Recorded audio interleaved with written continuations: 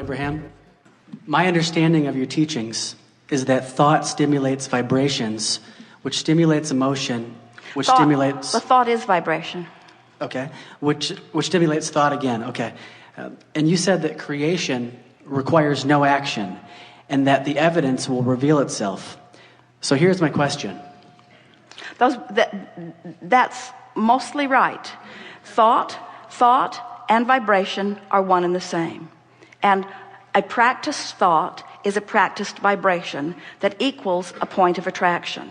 And if you keep it up for a little while, then it becomes the reality. But the vibration is where you're wanting to put the emphasis, and we are too. Mm-hmm. Mm-hmm. So most people would like enough monthly passive income to pay for their survival expenses in our modern day world so they can be free to express their creativity and fulfill their deepest desires unhindered by the motives of others. And money doesn't grow on trees. It only comes from other people. And the only way to get money from other people is to either steal it or to create value which people will pay for. So, if people just sit on the couch thinking about what they desire, the money, and asking for the money, and giving off the vibrations, and feeling the emotion of receiving that money, that which they ask for, but they take no action to create any value which people will pay for, then how is their income and money just going to come to them if they take no action? Well, the flawed premises that you just spewed are abundant there. And first, here's the biggest assumption that you are making, that as we resolve it, it will be easier to hear everything else. The first really major flawed premise in what you spoke here is that value only comes from action. And it's interesting that we found you in this crowd right on the heels of this soliloquy that we were just offering here, because everything that we just were spewing for the last several minutes was about the value, the enormous value of hooking up with the energy that creates worlds. What is economy anyway? In other words, who gets to decide that what you do for a living is only worth $8 an hour, and while what that one does for a living is worth $50 an hour, and while that one does for a living is worth $10,000 or $10 million an hour? Who gets to define that value anyway? It's not very well defined, is it? And yet, to listen to what you were saying there, it made it sound like that's all been stabilized, and it isn't. In other words, where did your economy come from? Just a few hundred years ago, on this continent, you were trading beads and shells and a little bit of minerals. That was your basis. Jerry talked about the gold standard. He remembers when the gold standard was $35 an ounce, the gold standard.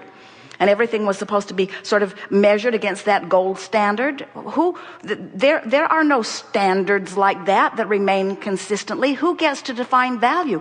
You're going to come round to understanding that the only true value that you can ever reap the reward from or experience the benefit of is the value of alignment with this energy that creates worlds. What kind of monetary value do you put on that? Do you ever hear anyone say, well, I've been so well for so many years, and there are so many people out there who are sick, and I've been using up all the wellness value for so long that I've decided that I'm going to be sick for a while to allow more sick people to be well, because I've been getting more of than my fair share of wellness. You never say that, because that value, you don't see it as a pile of something that can be divvied out. You accept that as a vibrational relationship in some way. You haven't really defined it. Humans say, well, that one's just unlucky in sickness and that one's just lucky in wellness.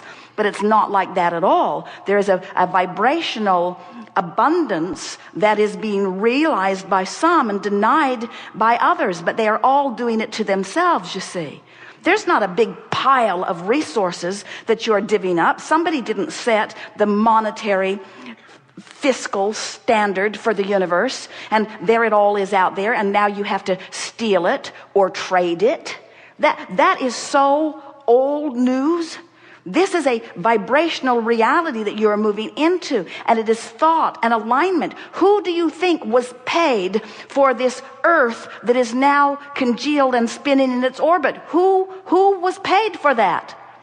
Who scraped that value together, and who was paid for it, and who tends for it in its orbit? In other words, there are so many things that you can't begin to explain through a platform like the one that you just presented to us here. And that platform is not serving anyone at all, you see. So now, we get while you got, in other words, this is common wisdom. In other words, there isn't anything that you said. You didn't just make it up. A whole lot of people believe that. But now read it to us again, and we're going to pick it apart line by line so that you can feel what we're getting at. Just start again. Okay. My understanding of your teachings is that thought stimulates vibrations. All right, so now we've amended that. Thought and vibration. Thought is vibration. And law of attraction brings more thought to it. So when I think this thought and I hold the frequency of it for as little as 17 seconds, another thought like it is going to join it. And you're calling that stimulation of thought. And we say yes. When you keep a vibration going, law of attraction is going to make it bigger and bigger and bigger. Whether it's something wanted or unwanted, it will get bigger by focus to it. And so you don't have to do anything. You can just sit there and sit in a chair and focus like this. And money's going to come. But wait. Don't get there too soon.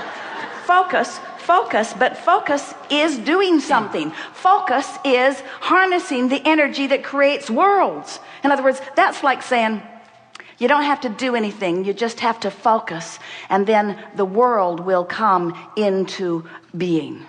Somebody did something. Somebody did something. Somebody focused. Focus has value. Continue. Okay. So, in other words, can you get what we're getting at? Don't discount. You're saying, I'm just going to sit and do nothing. Well, focusing. You can sit and focus out of the vortex and your life won't change at all. You can sit and focus in the vortex and your life will change magnificently.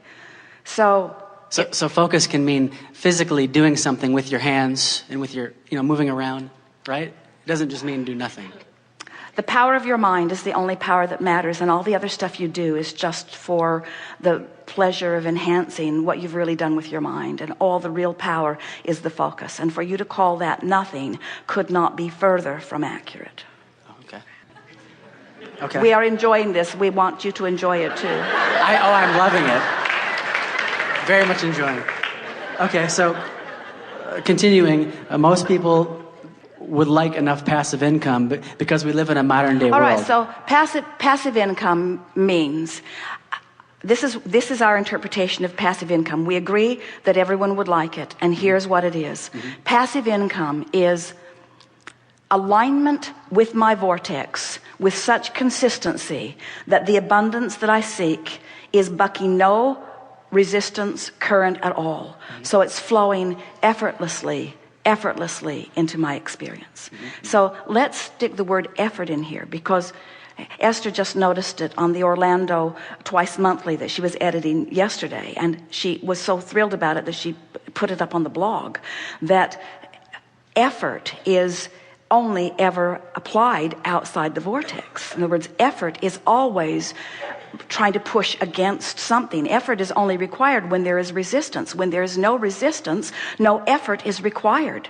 So let's put the word effort in here. So when you say passive income, meaning I want income that flows without constant renewed effort. And what we're telling you is you get in the vortex where you get to reap the benefit of the dreams that you've dreamed, and in your absence of resistance, it will flow to you, the ultimate of passive income. The ultimate of passive income. But instead of calling it passive income, let's call it passive energy, which will bring passive income. Flowing through me, flowing through me, flowing through me. Effortless, resistanceless. You only need effort when there's resistance. For example, pushing your car uphill, much more work than pushing your car downhill. In fact, you don't even have to push your car downhill. Your car will go downhill without effort. Uphill, a different story. Same thing.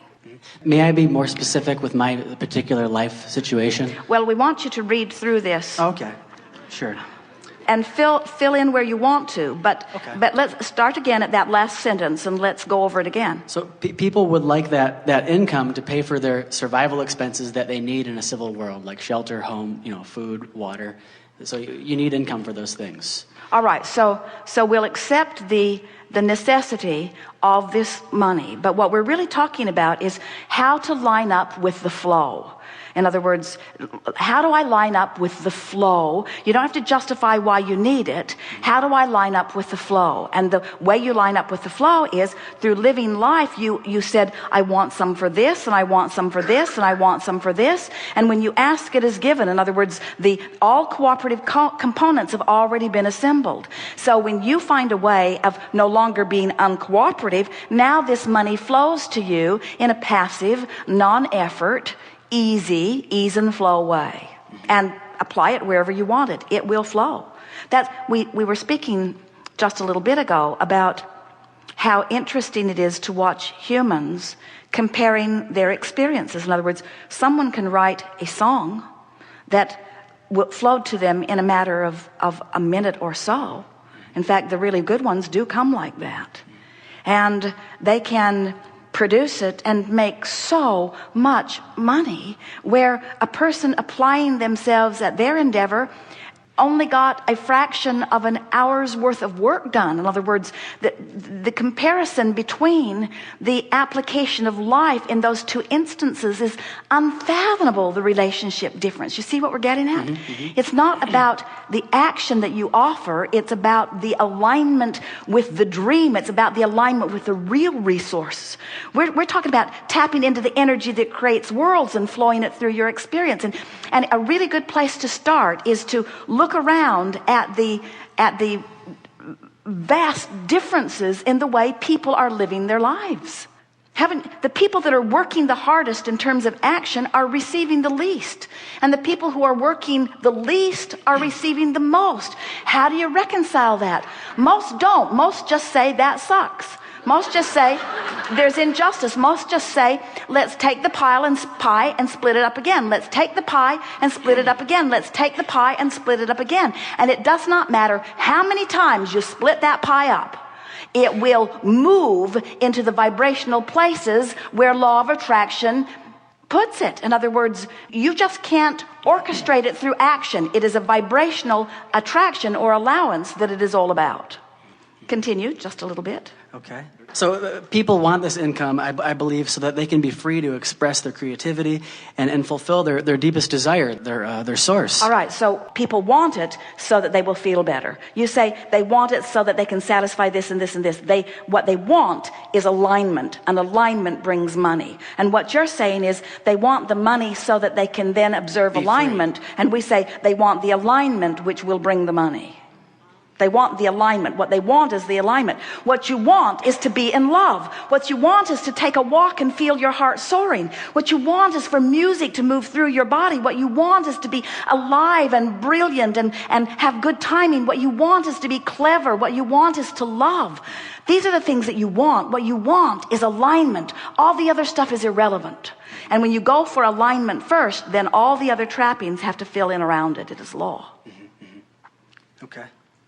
So the point of the whole entire question is just simply trying to understand how you can create what you desire without taking physical action. And what we're saying is you've already created it with all that you've been living, and it's waiting for you, offering a signal, and all you have to do is hone in on that signal. And you can tell when you're honing in because you're feeling better, and you can tell when you're getting closer because you're feeling lighter, and you can tell when you've really honed in because you believe, and you can tell when you consistently honed in because you just know life is good, and you just know you're stable, and you just expect it to be good. And now you're moving through life doing the action which is delicious, doing the action that supports your knowledge of well-being.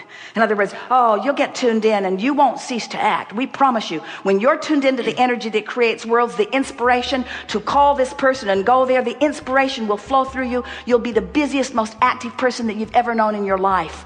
But the inspiration comes first and inspires the action. The action doesn't create.